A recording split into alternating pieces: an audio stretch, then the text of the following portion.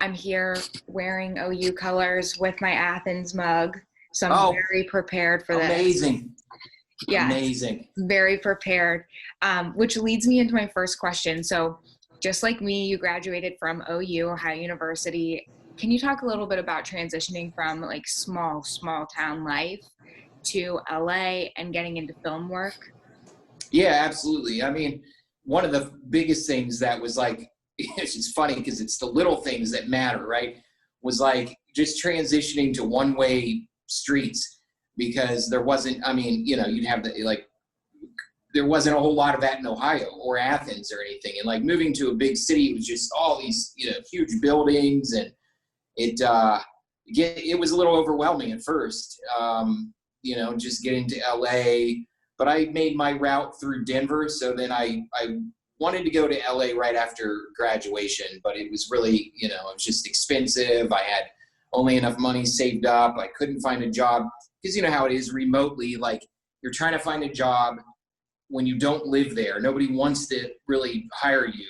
They want to wait till you actually live there. And so I had a friend from OU whose parents lived in Boulder, Colorado, and they helped me find a job in Colorado. And I thought, oh, I'll just be here for 6 months and then I'll get out to LA. And I started grad school at University of Denver. But all the while I had been obviously craving being in film and not being able to figure out how to, but just taking jobs in the entertainment industry, anything I could possibly get. My first company I started was a sports company. And the funny thing was, it was actually sort of born out of running the Ohio University Alumni Association in Colorado. So I went to a meeting and I thought, well, this would be a good way to meet people in Colorado. I didn't really know many people there. And the president of the Alumni Association at the time was like, hey, anybody want to help me? I'm doing this. I've been doing this for years. And I raised my hand and suddenly I was the president within like 3 or 4 months.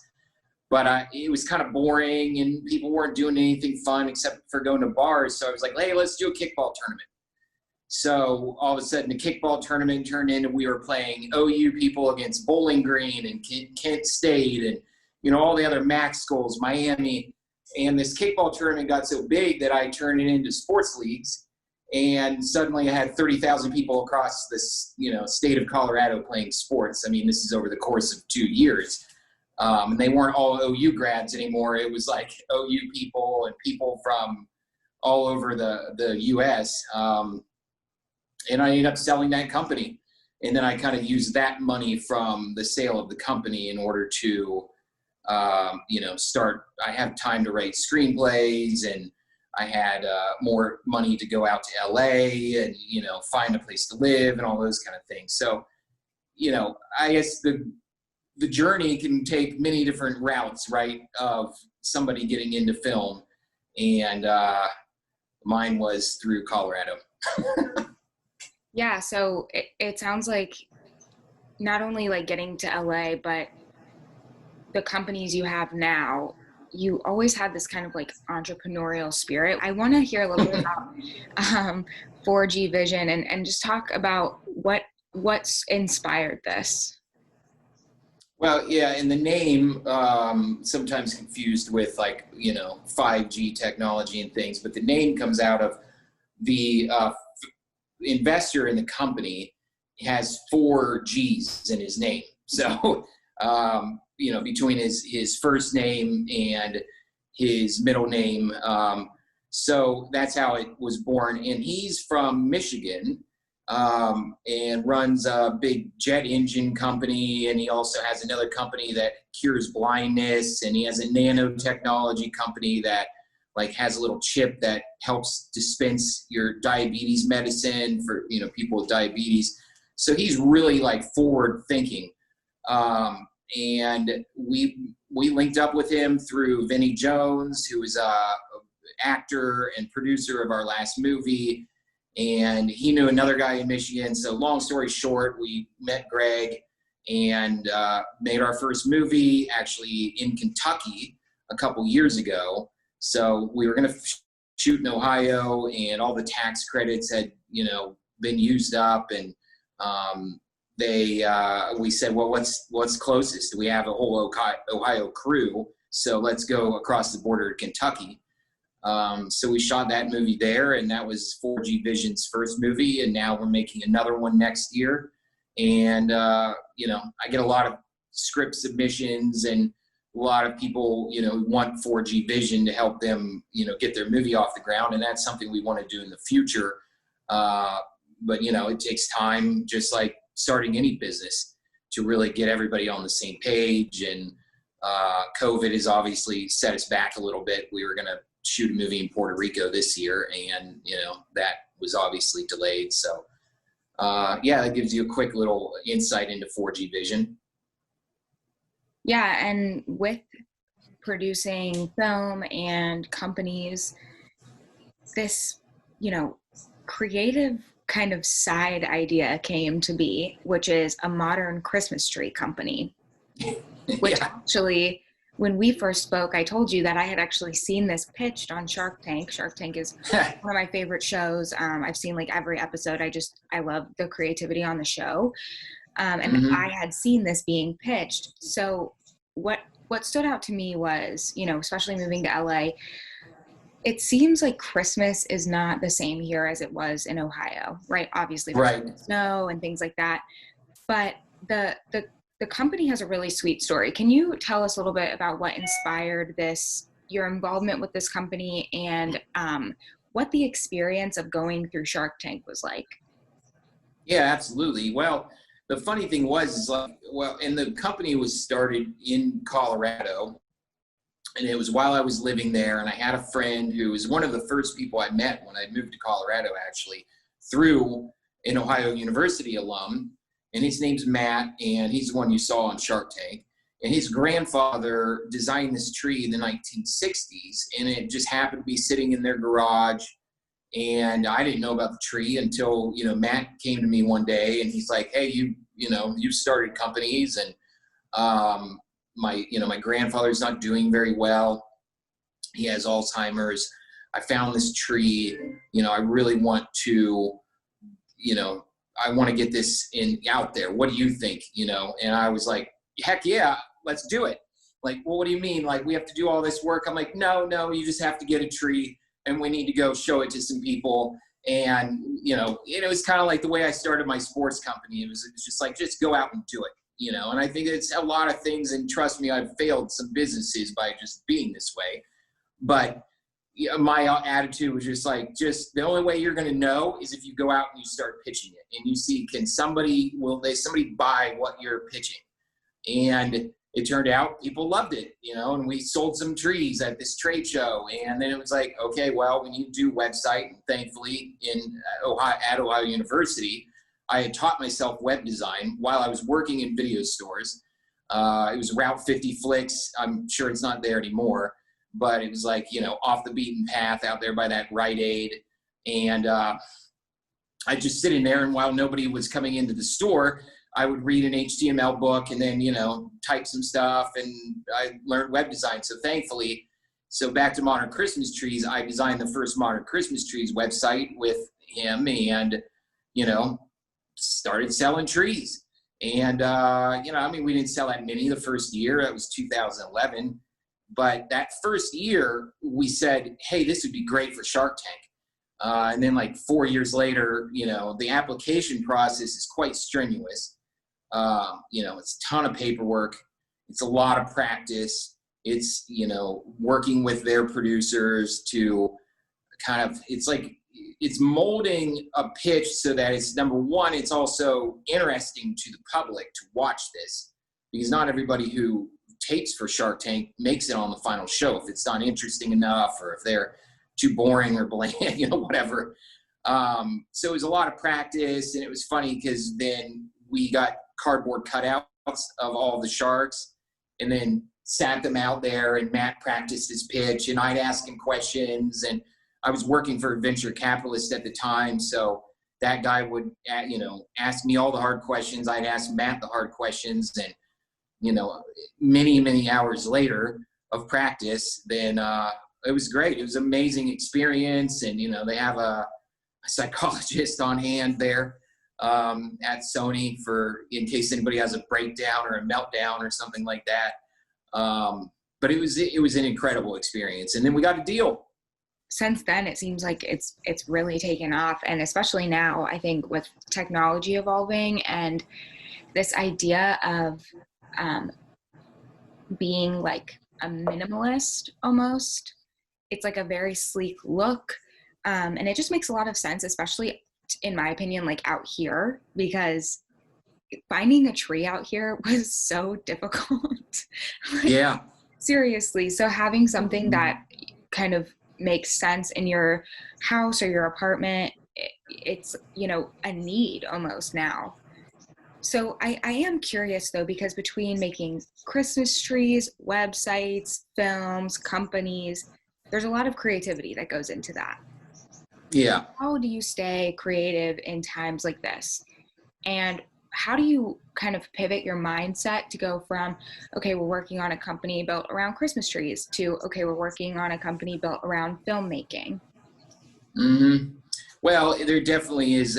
I mean, I work 7 days a week, especially during the holidays. It's pretty much morning till night.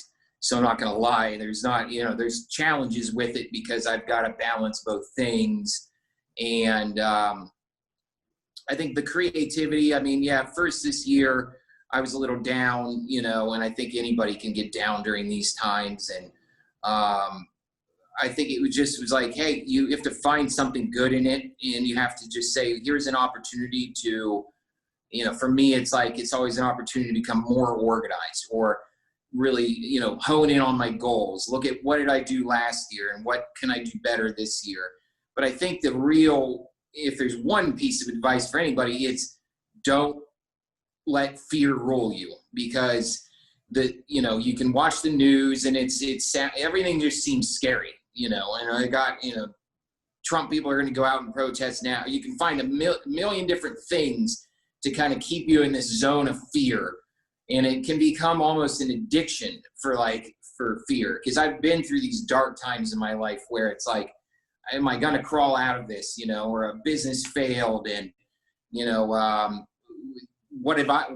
it's my fault. But I think with the creativity of it is, look, it's problem solving, and it's coming up with a creative solution to better yourself or your business, or if it's find a job or, and so with the Christmas trees like this year, I mean, even with this tree that you see in the background, that for that photo shoot, I mean, we were like just sitting brainstorming and saying, what can we do this year that can sort of boost it? Well, we didn't think we could get a photo shoot, but Matt said, hey, one of my dreams was to shoot in the Sheets Goldstein house. That's this house here up in Beverly Hills. And I looked it up and I was like, Goldstein, that sounds familiar. So then I'm looking and I'm like, oh, it's Jimmy Goldstein. And I go, this guy, I used to work for the president of the Denver Nuggets, and I'd be down like courtside at Nuggets games, and this guy was always there, and I talked to him sometimes. So I'm like, wait a second, this is the NBA super fan. Like, if you look this guy up, he's seen over 3,000 NBA games, and I didn't know the extent of this story until I was researching it. So I just reached out to him, and I said, oh, it's probably not going to happen this year, because of COVID. Is there a possibility of shooting in the house in 2021? And he got back to us right away. He's like, no, you can do it this year, but you had to come in November and wear masks. Like, okay. So, just like, I think part of that, then it was, I guess the creativity of it was like, all right, how do we get in and out of this house in 3 hours? How do we pull this together in like during our busiest time of the year, which is like November, our sales were through the roof. And then we got to go off and take 3 days to get this photo shoot together and everything. But you just make it happen, So I think, with it's a choice. It's like, do you choose to think creatively, or do you choose to get buried in like the analytics and stats? And sometimes all those things will tell you don't do something, But it's balancing the right and the left brain. Besides not letting fear hold you back, do you have any advice specific to people who might want to just in general get out of a small town. Obviously, the transition from a town like Athens or even a state like Ohio. I mean, I grew up in Columbus, which is a big city, quote unquote. It is if you're from Ohio, Yeah. but Yeah. compared to LA, Columbus is nothing. Right. And like, what advice do you have for people who have these bigger dreams, whether that's in, film or entrepreneurship or anything, but they need to kind of take that first step to just leave their hometown? Well, it goes back to, I think fear was the first thing that held me back, because I did stay in Ohio for a year after college. And, I was fairly miserable because it's just that feeling of like, well, I've done this my whole life, and I grew up 30 miles east of Columbus, but I moved to Columbus after Athens. And I was like, what am I doing? Like I've been here, I thought I went to college to do something better. And it just finally one day I was like, screw this. I'm selling everything I can. I sold my DVD collection. I packed up the car. I got a little tiny apartment in Denver. It was just like, but it was exhilarating. And yeah, it was scary at first. I think getting to a new city, you have to kind of, you have a comfort zone that you've been used to in family, friends, and all of a sudden you get to a new city and you're nobody in a way of like, you're just this small fish in this huge pond. And I think it's holding true to those small town values, though, of like strong work ethic, friendly, like, I think we're very friendly being Ohioans in general, right? And we want to help our neighbors and things like that. And it's not necessarily that way always in LA, but that attitude actually sort of got me a little further, because people are like, oh, well, this isn't our typical LA guy just looking to take advantage of me, that kind of thing. But it's not easy at first. I think it was a series of networking. I think always networking is good. And like what you're doing, and, just talking to as many people, because it's not just who it's who knows you, because you never know when somebody's going to need you. So it's letting them know where you want to be and what skills you bring to the table. And maybe it doesn't work out right away where you work with that person or whatever. But like, I wouldn't be with 4G Vision if it weren't for Scott Wiper, who's from Ohio, who made his first movie while I was at OU. And then I designed his website for the movie. Over the years, he kept sending me scripts. I mean, he made some big movies like, with Lionsgate, and he was in Pearl Harbor and some other, like, he was around really big people, and I just kept reading his scripts and kept in touch with him. Suddenly then it was like, he's got this new movie and it's with the Michigan guy. And I'm like, sign me up, I'm in. And I just started, honestly, I started working for free in the beginning of it. I didn't even care. I was just like, just get me in, I'll do whatever. And then it just, naturally led right into a job. So I don't think a lot of people would probably take that approach, because they'd be afraid like, well, how am I ever gonna, make money from this? I just think you just jump in and you just do, you prove your worth. So, not every situation should obviously be working for free. You've got to make some money along the way, or save it so that you can afford the opportunity to work for free for somebody. My brother kind of did the same thing. He worked for Wes Craven, another like Ohio guy, worked for Wes Craven, a bunch of other like Hollywood people for years that were just like interns and, this and that. And eventually you get the right opportunity. So I think those are, then it's that small town attitude and work ethic and personality, and then just being willing to do whatever it takes. Yeah.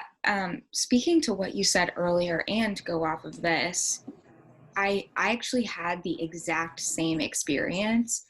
And I can only speak to film and entertainment because that's what I am pursuing. That's what I've always pursued. So I can't speak to somebody who might want to do entrepreneurship or something else. But, for me, my mindset was similar to you. I was in college and I was like, this is awesome. The thing about Athens, the thing about Ohio is you can be independent, but no matter where you go, you'll know somebody, right? Like, do you remember walking down Court Street to go to class, and you always knew Yeah. you were going to run into somebody that you knew to say hi or Mm-hmm. whatever.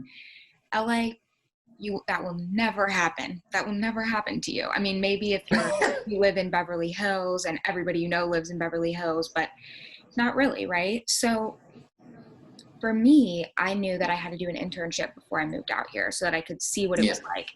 And that's what I did. I came out, and I exactly what you said is true. The hardest part was not being here already, because people didn't want to hire me.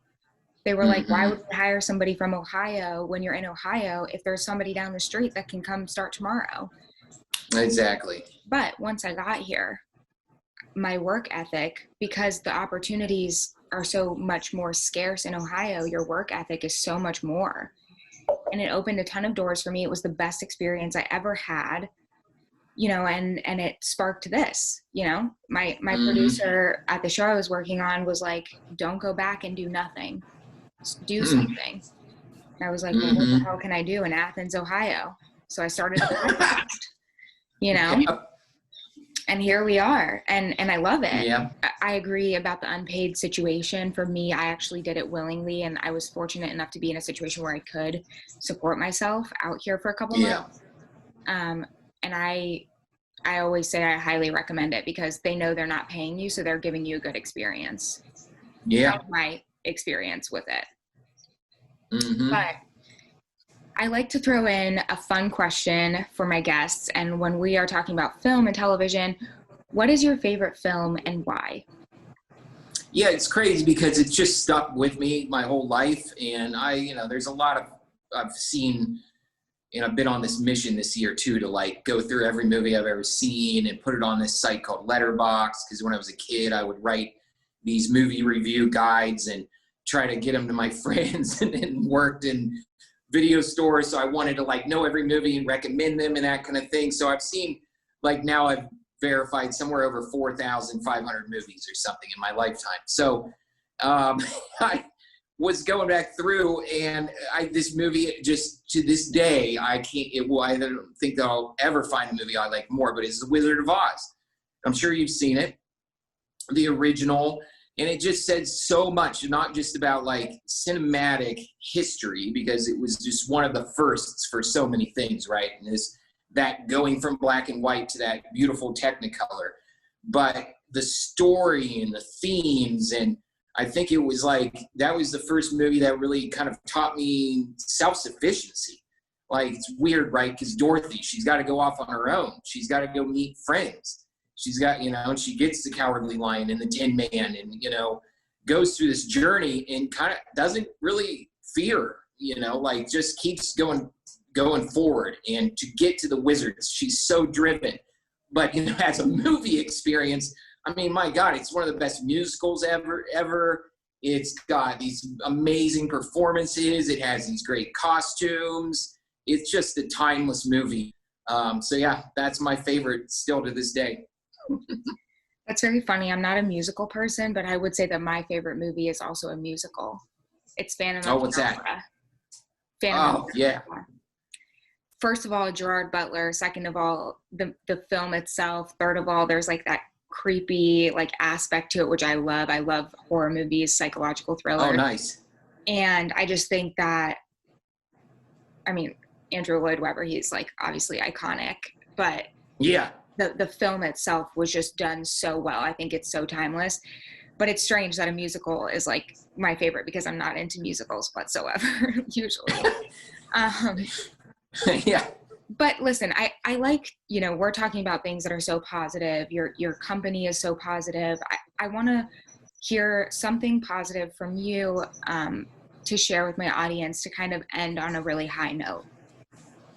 Yeah, I mean, I think, here we're coming into, so it's timely because we're coming into 2021, and 2020 has been a rough year for most everybody, for various reasons. And, the worst of which is just like, losing some people and losing a lot of people. And, and in not all cases, it's always COVID. I've lost a couple friends just to, like suicide and just terrible things of like, so going into 2021 though, I feel like it's our year for, I guess the word that I'm looking for is regenerate. Like, one, we have a chance to sort of, heal relationships and, get healthy, and the vaccine's coming, and we've discovered we can put carbon back into the earth, and, we can fix the things that humanity has, created. We can learn from science, and we can advance as people, and as a human race. So, I think it just goes with these themes of like, don't give up, keep looking for creative solutions, believe that you can, because we know that, we're extraordinary being humans in our communication abilities and our thought abilities. And when we put those things together and we can link up with other like-minded people, we can do so much more. We just multiply that. So yeah, my positive thing is don't give up, don't stop, and just believe every day is a new day. So you can make new choices, back to sort of regenerate of just like, all right, you don't have to do the same thing you did yesterday. And I think part of that is taking a bird's eye view at ourselves. If we can all look at ourselves and what we can do better, then collectively we'll be that much better. Yeah, I definitely agree with that. I definitely think 2021 is going to be the year to just do better. If anything, 2020 has taught us that when it comes down to it, we need each other. We need to be united and be the best person that we can be. And I think that hopefully in 2021 with the vaccine and being able to somewhat go back to normal, hopefully we can practice the things that we've learned this year. I definitely agree. Yeah. So tell my followers where they can find you, where they can find Modern Christmas Tree, where they can find 4G Vision. Yeah, thank you. Well, I always try to get people to just go to my IMDb page. Maybe it'll raise my Internet Movie Database popularity, which is not that popular yet. But yeah, you can find, and I kind of used to go by this, Mike Will Downey. It's kind of a nickname, and I worked with Kid Ink, and so I guess they shortened, now I'm more like, you can find me at Michael Downey. As I've matured. So then Modern Christmas Trees, that's an easy one, modernchristmastrees.com. And yeah, I still manage that website. It's a lot of fun, and we sold out of trees this year, so we're already on our after Christmas tree sale, which is a really nice discount for pre-ordering for next year, and it's worth the wait. And then 4G Vision is 4G.vision. And that pretty much just has everything about our last movie, which is called The Big Ugly. It stars Ron Perlman, Malcolm McDowell, and Vinnie Jones, among others. And it's available on Hulu. That's right. I will link everything in the show notes. You have been so awesome and given us so much positivity and great things to look forward to. Thank you so, so much for coming on. Thank you, Megan, and Merry Christmas, Happy Holidays, and let me know if you need anything.